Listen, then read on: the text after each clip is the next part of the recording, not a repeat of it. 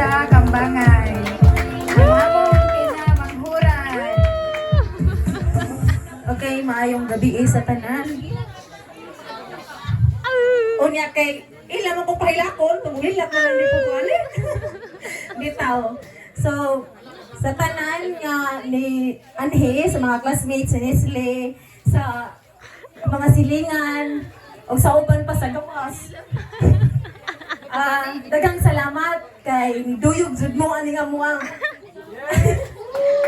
ginagmay selebrasyon ani nga muang akong paumangkon anya kini siya kinamanghuran na sa dinamo kay ako may kinamanghuran anya niabot man ni siya wa man minadam wa man jud mi nag-expect nga mo abot ni da man iso ko ang kanang isuon niabot man so kami nagpadakuan ni so mura na po rin ako pang-apo na rin ako igsuon. So, mga na, what do this isang deserve as my, kinamanghuran na mo ba? Yes, praise the Lord! So, before ko mo, muhatag ganing akong gift, nalang ko'y gamay. Ihatag nga, ka bang insahing ni Slee. Ginaot nga, kanunay kung nag-ampo ni Slee nga, He will lead you.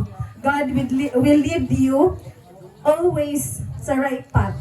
And I hope you may live according to His word and according to His will. And I always pray to God. Sa tanan ng mga pumangkon, kanunay sa kulang po kay prayer is the most kaya ako dyan ang murag saksi nga kung mag-ampo gyud even if dili siya madawat ninyo. Pero maabot na yun na in unexpected bitaw. Nang Nestle, I hope that God will guide you sa mga desisyon nimo nga desisyonan. Ilabi na sa pagpili sa kurso. Nakoy nadunggan atong great ba nga. I hope nga everyone sa imuhang palibot mas musuporta nimo sa kurso nga imuhang gusto. And kung unsa imong gustong kurso, kung ma-afford nimo sa imong mama, musupport ra mi kanunay nimo. And I hope Nestle nga kung makalakaw na ko, hinaot nga nakakay ng mama. Kung nakiniawang English naman, kinawang gift.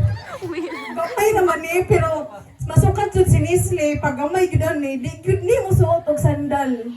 Mao nang kiningaw ang gihatag sapatos ni. Mao nang Nestle ayot nga makit-an nunta na ho nga masuot ni nimo basin pag asa kalakaw. O moro pud to kanunay ko nagingon mga pamangkon nga bawal man sa maguyab-uyab kaya ako po bawal man sa maguyab. Mao tang kuan pero ana man jud na dagaman kung maguyab-uyab limitahan lang. Mong happy birthday Nestle. Inaot nga. Patuon nilang mama, nilang papa. Kay dokulan ka na ho. Ito, kanang everyone, dagan kayong salamat.